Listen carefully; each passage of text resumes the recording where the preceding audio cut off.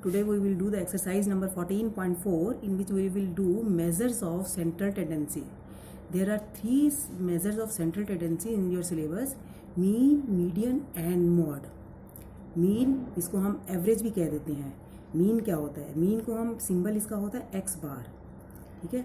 Some of all observations divided by total number of observations. Sum of observations divided by total number of observations. ठीक है. इसका formula इसको ऐसे भी लिख सकते हैं, sigma x i divided by n. ठीक है. और अगर वो फ्रीक्वेंसी डिस्ट्रीब्यूशन टेबल है तो एक्स बार क्या होगा? Sigma F I x i divided by sigma F I. ठीक है. ये भी अपने क्वेश्चंस के एग्जांपल से हमें क्लियर और हो जाएगा. नेक्स्ट है मीडियन. मीडियन क्या है? सिंपल लैंग्वेज में हम इसको कहते हैं median is the middle value. Median is the middle value of given number of observations. ठीक है. गिवन नंबर ऑफ ऑब्जर्वेशन क्या कहते हैं? जैसे कि मान लीजिए 15 ऑब्जर्वेशंस हैं तो हम क्या करेंगे? मिडल वैल्यू यानी कि कितनी हो जाएगी? 7 उधर छोड़ी, 7 उधर छोड़ी, बीच में 8 हो गई. ठीक है.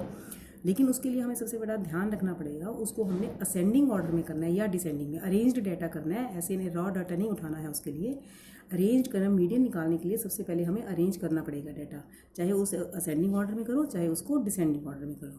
ठीक है. उसको करने के बाद then middle value will be the value of median. ठीक है. उसके लिए लेकिन हमारे पास एक प्रॉब्लम आती है कि अगर हमारे पास एन ऑड है तब तो मिडल वैल्यू आ जाएगी. ठीक है. मान लीजिए हमारे पास 9 वैल्यूज़ हैं, 9 ऑब्जर्वेशंस हैं, तो 4 उधर छोड़ी, 4 उधर छोड़ी और फिफ्थ हमारी क्या हो गई? मीडियन हो गया, मिडल वैल्यू हो गई. तो इसका मतलब यहाँ मीडियन का फार्मूला हो गया n+1/2. मतलब अगर जैसे हमने 9 कहा तो 9+1 10, 10/2 फिफ्थ हो गई. तो यही हमने कहा था 4 उधर छोड़ी, 4 उधर और फिफ्थ है. लेकिन अगर इवन ऑब्जर्वेशंस है, मान लीजिए 10 ऑब्जर्वेशंस है, तो हमारे क्या करेंगे? बीच वाली 2 वैल्यूज़ जो लेंगे उन दोनों की एवरेज निकालेंगे. 2 वैल्यूज़, 2 ऑब्जर्वेशंस की एवरेज निकालेंगे. ठीक है. उन दोनों ऑब्जर्वेशंस को टोटल करके, यानी कि जैसे 10 है तो फिफ्थ और सिक्स्थ को ऐड करके डिवाइडेड बाय 2. इसके लिए फार्मूला है n/2th plus n/2 plus 1th divided by 2. ठीक है. Data must be in arrange order, ये ध्यान रखना है आपने. Then third come to the third measures of central tendency, that is mode. Mode क्या है? उन सारी ऑब्जर्वेशंस में से जिस ऑब्जर्वेशन की फ्रीक्वेंसी सबसे ज़्यादा हो, यानी कि जो वैल्यू बार बार सबसे ज़्यादा बार आती हो, उसे क्या कहते हैं? Mod. The mod is that value of observation which occurs most frequently, यानी कि सबसे ज़्यादा बार आती है, उसे क्या कहते हैं? मॉड. अब मैं आपको इसके एक क्वेश्चन की हेल्प से समझाती हूँ. जैसे आपका क्वेश्चन नंबर 1 है, ये आपका क्वेश्चन नंबर 1 है. तो सबसे पहले इसका मीन, मॉड, मीडियन तीनों निकालने हैं. तो मैंने इसको शुरू में ही असेंडिंग ऑर्डर में कर लिया. ठीक है. असेंडिंग ऑर्डर में करके अब मीन का फार्मूला क्या है हमारे पास? Sum of observations divided by number of observations. तो क्या सम ऑफ ऑब्जर्वेशन क्या है? 0 + 1 + 2 + 3 + 3, ये सारी जो है हमने ऐड कर देनी है. +4 + 4 + 5 डिवाइडेड बाय कितनी नंबर है? 1 2 3 4 5 6 7 8 9 10 हो गया 10. ठीक है. तो इसका मतलब ये हम जब इसको टोटल करेंगे तो कितना आ जाएगा? ये 28/10. तो मीन की वैल्यू आ गई 2.8.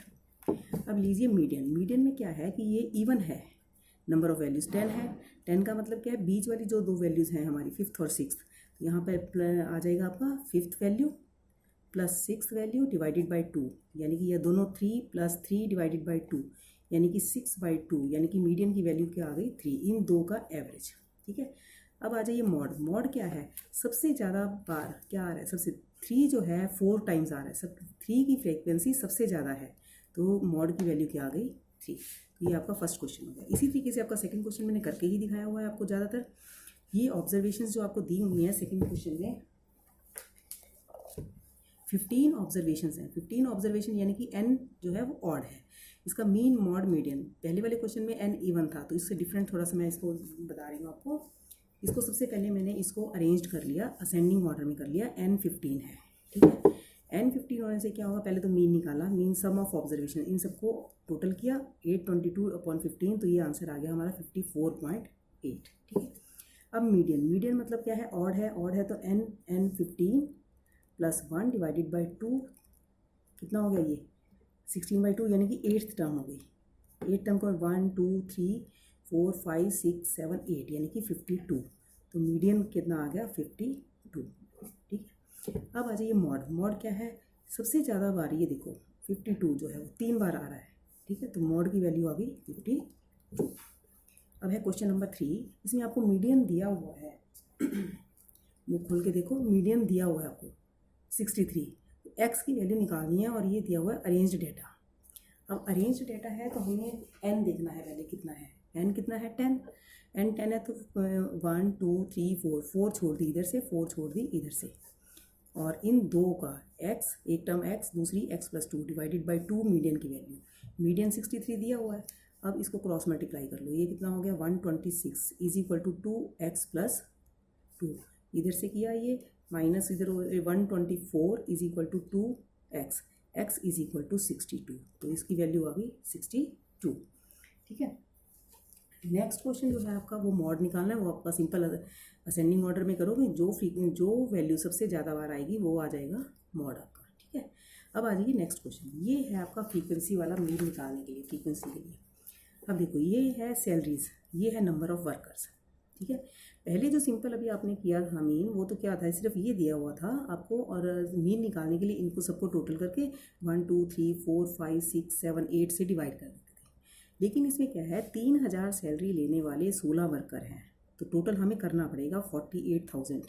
ठीक है, 4000 सैलरी लेने वाले 12, 5000 सैलरी लेने वाले 10। इस तरीके से ये टेबल हमारा सैलरी जो है वो XI से डिनोट की, नंबर ऑफ़ वर्कर्स FI से डिनोट किए, यहाँ XI FI, यानी कि इसको इससे मल्टीप्लाई, इसको इससे मल्टीप्लाई, इसको इससे मल्टीप्लाई करेंगे 50,000, इसको करेंगे 48,000, इसको इससे करेंगे 42,000, 8,000 इंटू 4 32,000, 827,000, देन 10,000। ठीक है, इन सबको टोटल करेंगे तो ये आ जाएगा sigma FI XI is equal to आपका सिग्मा FI XI, टोटल करेंगे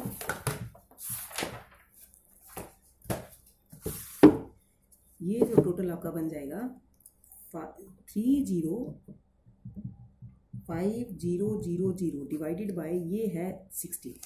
ठीक है, ये टोटल जो है आपका 305000, ये सिग्मा FI, सिग्मा का मतलब क्या होता है, total sum of this all terms. ठीक है, ये सारे के सारे sum, sigma FI XI is divided by sigma FI, तो ये सिग्मा FI XI तो 305000 और सिग्मा FI कितना है 60, इसको डिवाइड करके आ रहा है हमारा 5083.3। This is the mean for frequency distribution table. ठीक है, now complete your exercise 14.4। Clear, तो ये हमारे 3 जो हैं means of measures of central tendency थे। अब आपका यूनिट 14.4 कंप्लीट। Thank you.